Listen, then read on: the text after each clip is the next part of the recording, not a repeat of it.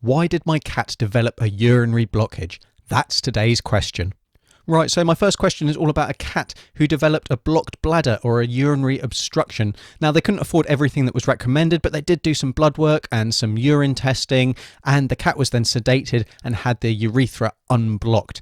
They didn't do any x-rays, but the urine didn't come back as having any crystals in it. The blood came back negative for an infection. And they kind of discussed that their cats eat a raw diet and they're indoor cats. And the only thing that they did differently was grow some catnip that he had access to. And they were wondering if that was the cause, or really were there any other ideas? What are the possible causes for a blocked bladder in a male cat? Well, there are a number of causes of an obstruction to start with. Now, they mainly are idiopathic cystitis, and I'll discuss that in a bit more detail in a minute, but also bladder stones and infection. And other things can then look very similar as well that can cause a cat to strain, to either leak small amounts of urine, or actually just appear not to be able to pass urine properly. And that can be things like nerve damage, it can be bladder tumors, and it can also be constipation. That can actually look like a cat straining to pee. Conversely, a cat that's straining to pee is often mistaken for one who's constipated. So that's something to bear in mind if that's something that you think your cat's ever suffering from. Now, unless the catnip was causing a lot of stress, then it's highly unlikely related to this blocked bladder.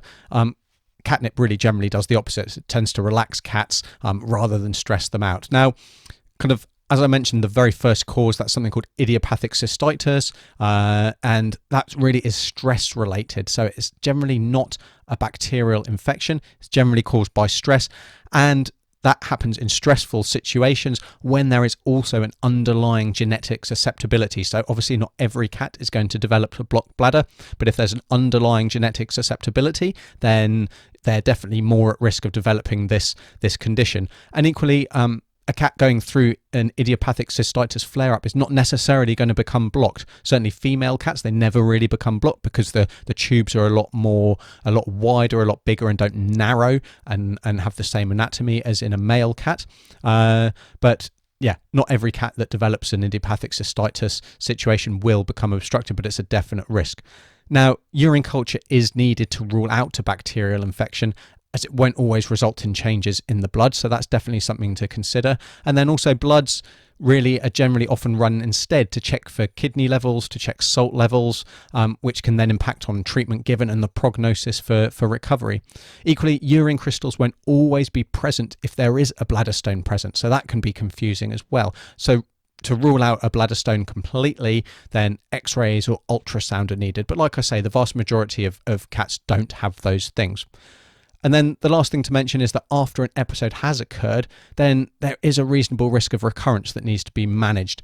And we can do that by reducing stress. And there's a number of ways that I've kind of discussed before and over on Our Pet's Health about that. We can increase water intake to have a flushing effect. So rather than a concentrated urine that sits there in the bladder and gets a lot of sludge built up, we get a more dilute urine and the bladder is actually flushed on a more regular basis. And then also after a case of urinary obstruction or a blocked bladder, dietary modification is very important as well. And so while wet food is great because that also increases water intake, there are specific diets that have been proven to really dramatically reduce the frequency of flare-ups of this idiopathic cystitis, and also reduce their severity as well. So, further reduce the risk of an obstruction from forming. So really those are the most likely causes of a blocked bladder.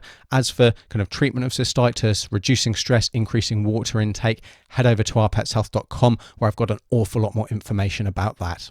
You've been watching the Dr. Alex Answers video podcast. Remember to subscribe and head over to dralexanswers.com for any links, downloads, and get your question answered.